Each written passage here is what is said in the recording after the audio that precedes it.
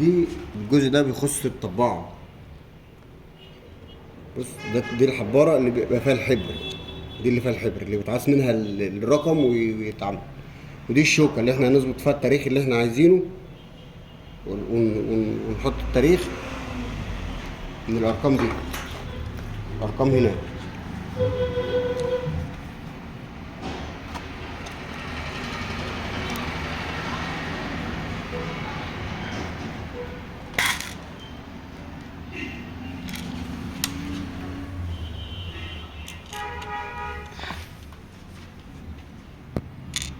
دي علبة فيها الأرقام، أرقام وحروف. شايفين يعني ده الزيرو أهو.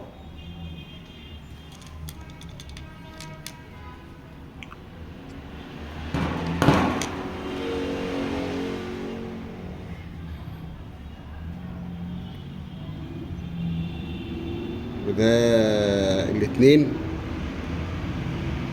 اهو. وهكذا بقى الارقام دي هي الارقام هنا نفس الشكل ده.